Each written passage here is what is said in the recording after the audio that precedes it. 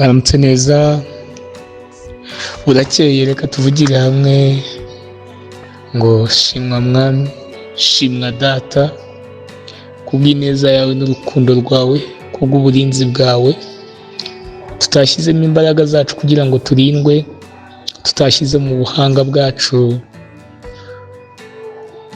ahubwo n'imbabazi watugiriye kugira ngo tubone iki gitondo.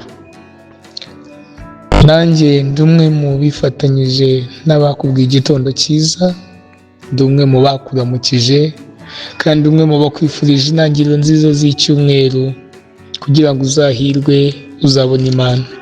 Isaa mbiri z'igitondo zirageze, hari abatabonye uburyo bwo kugeza izi saha. Ni itariki 11 z'ukwezi kwa gatanu, umwaka 2026. Tekereza ku myaka ufite, utekereza ko buri mwaka wose wabayeho hari abagiye bawugwamo. Hanyuma ndagira ngo nkwibutse neza yuko muri icyo gihe cyose hari ibitambo Imana yagiye itamba ku buzima bwawe, ariko wowe ukarokoka. Sinshaka kuvuga byinshi, ariko ndagira ngo nkwibutse yuko hari intambara Imana yakurwaniye, nawe ubona ko ari ukuboko kw'Imana kukurokoye, utarokowe n'ikindi, ahubwo warokowe no gushaka kw'Imana. Iki gitondo rero mwifurije amahoro, mwifurije kubona ibyiza, kandi mwifurije kubona Imana. Ushimwe Mwami mwiza, ushimwe Mana gitare, ushimwe kurindi ijambo wavuze, ushimwe kutameze nk'abantu, ushimwe Mwami Imana ko twebwe duhinduka ariko utajya uhinduka. Mwami, ikindi nongeye kugushimira yuko nta birego tujya tukurega abandi ngo ubyemere, ahubwo umanurwa no kwigenzurira umudugudu, umanurwa no kuza kwirebera niba ibyo abantu batuvuga ari byo, cyangwa twebwe ibyo tuvuga abandi niba ari byo.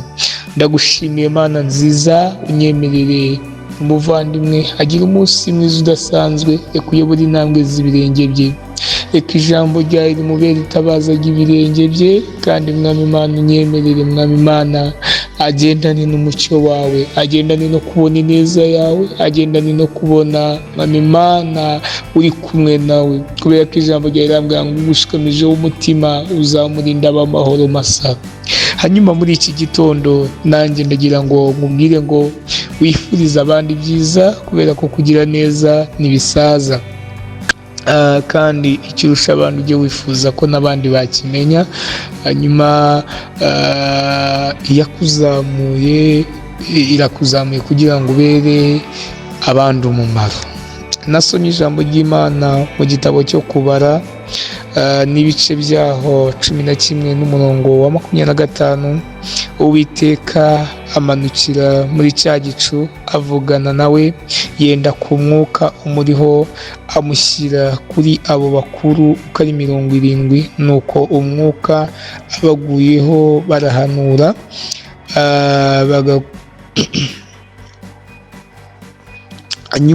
nyuma yo guhanura, igeze ku murongo wa 29, Bibiliya iravuga ngo Mose aramusubiza ati, ninjye urwaniye ishyaka, icyama ahubwo ubwoko bw'Uwiteka bose bakaba abahanuzi. Mose yari umuhanuzi, Imana yenda ku mwuka we, abandi irawubahereza barahanura. Uwo bita Yosuwa wari umufasha we aravuga ati, ese tugende tubabuze? Arangije aravuga ati, ese ninjye urwaniye ishyaka? Mose aravuga ngo icyama Abisiraheli bose bagahanura. Hanyuma mu byo ukora ndagira ngo nkwibutse ko hari abari inyuma yawe, kandi mu byo ukora nawe ndagira ngo nkwibutse ko aho ugeze atari wowe uhigejeje, hari abandi batumye nawe uhagera.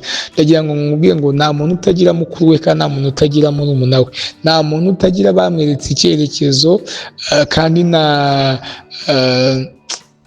muri iki gitondo ndakwinze kubw'imbabazi z'Imana kugira ngo Imana nigukunda ikaguha guhirwa, nawe wikunda ariko ukunde n'abari inyuma yawe kugira ngo bakubonereho umugisha. Hari ibisubizo hari ibintu tudakwiye gusengera, ahubwo dukwiye gusubizwa n'abo Imana igiriye neza. Muri iki gitondo rero nk'abakristo, ndakwifuriza kugira ngo icyo ubonye ujye umenya ko ari impano y'Imana, ukwiye kuyisangira n'uwanyu. Nutera intambwe bikemera, ujye wibuka ko hari abo byanze. Rero ndagusabira kugira ngo ntukajye wenyine, ahubwo umenye uko usonza ko n'abandi basonza, uko ukenera umwambaro ariko n'abandi bawukenera.